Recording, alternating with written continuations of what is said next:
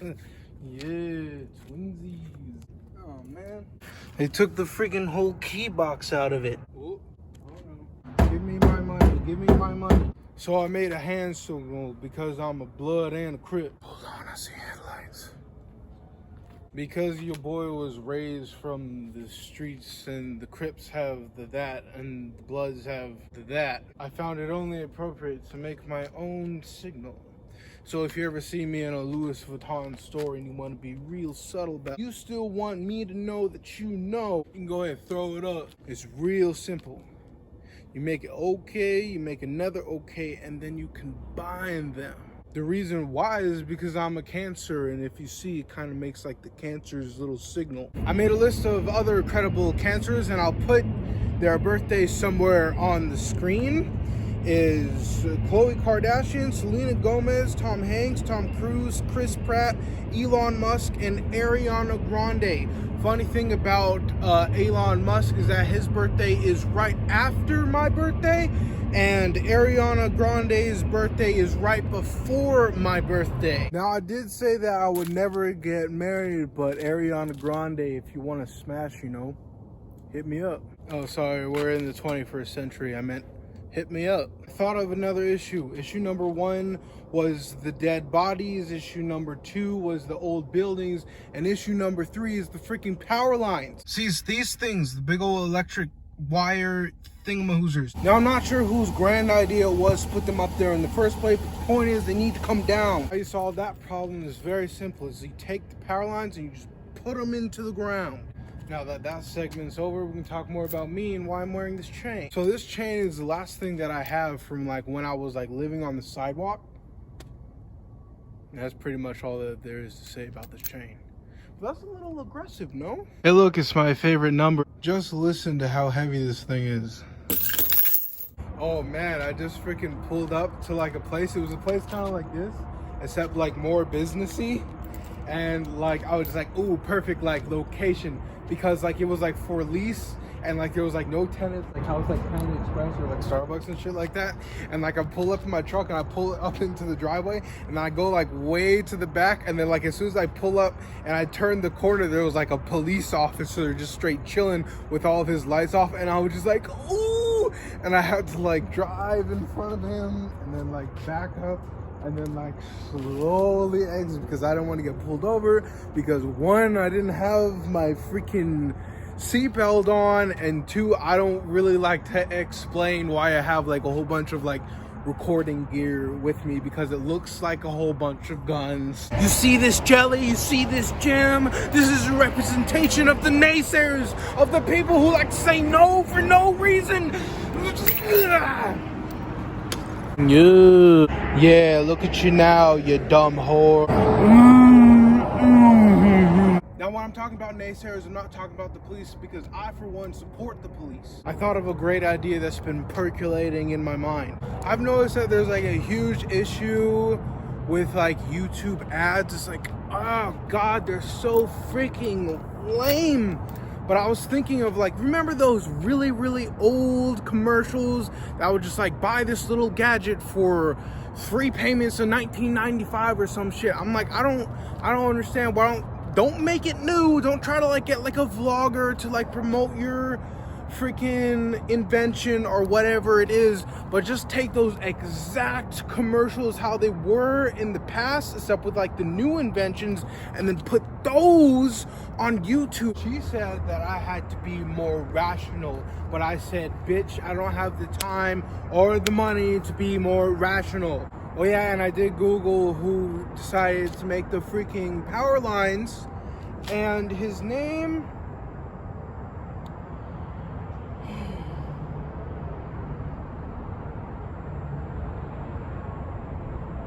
I forgot to write down his name, but they were made in 1889. Did you know that butterflies can't fly if their body temperature is less than 86 degrees? You may have not known before, but now you know. But you could also ask me, why would I bring it up? It's because I want to trigger something in your brain. I want them meats. That, and I just love pissing you off. Not gonna lie, man, I've been finding myself a lot more happy. Like when I'm just kind of like sitting around in my apartment, I don't seem to like I notice that when I'm like, when I don't speak, like when I'm like by myself and like I don't speak and I'm just like quiet all the time, I notice that there's like something wrong with me. If I'm upset about something, or if I'm like worried about something, I just kind of like sit there and I don't make any noises. I don't speak. I don't do anything at all. I just kind of like sit there like a sack of potatoes. But like lately I've been like laughing a lot more.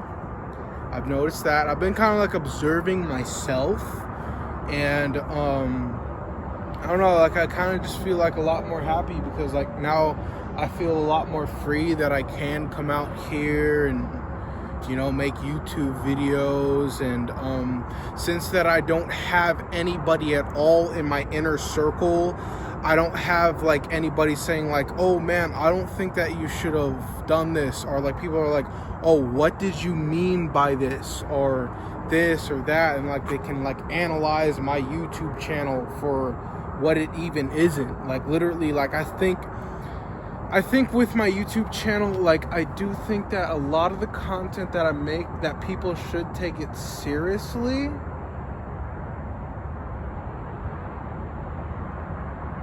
But not to the point to where they overanalyze it.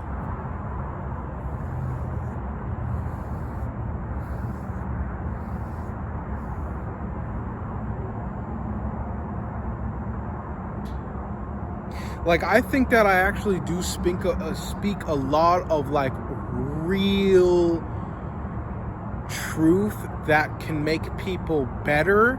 But it's just like the reason why I'm bringing this up is because I just remember like when I was like living with my parents and my brothers, it's just like no one understood my YouTube channel. Like it's just like, if you're not gonna get good from it, turn it off. Like literally, like unsubscribe, like literally just completely forget me as a person if it's going to make you upset. But as a man, maybe invoking some anger inside of you maybe could be good for you, to make you actively get up and do something. And I could drone on and on and on about that, but I'm not going. I'm going to drone on and on about something else. Is that I really wish that I never moved back in with my parents. Like I've been analyzing like what kind of happened in my life. And like, because like for majority of you guys, you don't know, but for a little bit of time, I moved out to Arizona. You know, I grew up in California, and as soon as I was 18, I graduated high school, I moved out to Arizona. In Arizona, I moved in with my best friend, and then I got kicked out, and that's when I experienced being homeless for the very first time. But then I got my own apartment. I got on my feet, and I was 100% self-sustained out in Arizona. And you know, I had like it was a little shitty car. It was a 1996 Honda Civic. Had my own studio apartment for the $545 a month. I let all of that go. I traveled to 48 states, from Arizona all the way up to New York, all the way back around. I did 48 states, and then I got to the border of the United States of America and Canada, and I got denied access. So I started crying on the phone to my brother. Oh, they said that I could not go in. So he said, man, just come back. And I moved back in with my parents, and I regret that so bad. Because the thing is that when I was homeless and I was living on the street, I looked at, like, I was maybe, I think I was like 19 years old. And then I looked at me when I was like 23 years old, and I saw that the 19-year-old me was kicking my 23-year-old's ass, bro. Like, I literally had nothing. I was looking into the past, and my past was better than my present. That haunted me. I was just like, oh my God, I fucked up so bad. Like, am I just gonna keep on getting worse and worse and worse? But now I'm back on my feet. Like so many years later, I finally got it again. I actually did better than my 19-year-old self because now I have a brand new truck and I have my own apartment and I have a job that sustains me. The only thing is, when I was 19 years old and I moved out to Arizona, I got fit. I almost looked like a bodybuilder. Like I never had abs, but like you could tell that I worked out. Moving back into my parents' house, I think that it was like so unmotivating. I remember my oldest brother calling me like a gym nut. Like he would like come up with these phrases, and like literally, I know that you can just say, Paul, don't let it affect you, but it literally affected me so bad from living, like trying to live my life, trying to go to Logan Paul's house and live like such an amazing, big, bright, beautiful life, living with my brothers, letting them see what my vision was, them calling me crazy, me ending up in a psychotic ward multiple times within like 1 year. That literally destroyed me. And like now you guys see me like I completely ballooned up. Now I think I'm at a whole new record. I think I'm like 340 pounds. Now that I've kicked my 19-year-old self's ass by having my own place and having a brand new truck, I think now it's time to develop myself by losing weight. The only reason why I bring it up is because like I've been like noticing myself, and like I've been like naturally, without trying to motivate myself or trying to push myself, I've been like going out down my neighborhood, and I just like kind of like jog a little bit. And also my diet's been a lot better. I went out and bought like a whole bunch of eggs. I've been eating eggs. Another thing that was pretty crazy, like when I was like living with my parents, and then it got to a point where like, oh yeah, you guys, because it was 3 of us, my 3 brothers. I have 4 brothers, but one dipped out to Los Angeles and we haven't heard from him. Lucky him. But it was like to a point where like when my dad wasn't working, and it was like me and my brothers were working at the casino, and it got to a point where I was just like, well, I'm not gonna have like enough money to pay the rent for the house that we're like living in. And I remember I would like fall asleep like down the street from the casino, and then in the morning I would take the bus down to the gym and then like go take like a shower.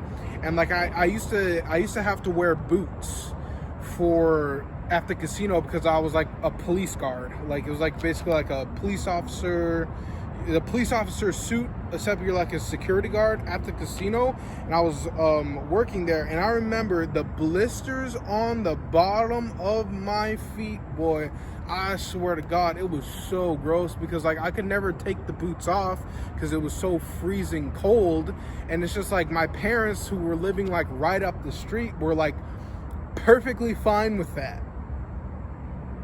Like I don't even know how that could even possibly happen, where like I'm literally outside homeless and my parents are like up the street. Because like either I was refusing to pay the rent or I couldn't pay the rent. Because I remember I only think I got like a few checks from the casino, because I got kicked out during the 90 days. Because that was like the time when I was like taking like a whole bunch of medication, and like I would work at the casino, and like I remember I was so ostracized working at the casino. And that was probably because like now that I'm like working in a job, I can actually like, you know, talk to the people, even though that like I refuse to talk to the people now because they're assholes. But I remember like I bet back then I was even a little bit more crazy. But I think that's absolutely insane, how you're gonna let your son go outside and sleep, and like waking up covered in dew by like, you know, the clouds and all that shit. All right, it's coming around about like 5 o'clock in the morning. The sun's gonna start coming up, and you guys know me, I'm a vampire and I can't be outside, so goodbye. Baby mama Spanish, that's my mama Steve. Herbo always in some drama.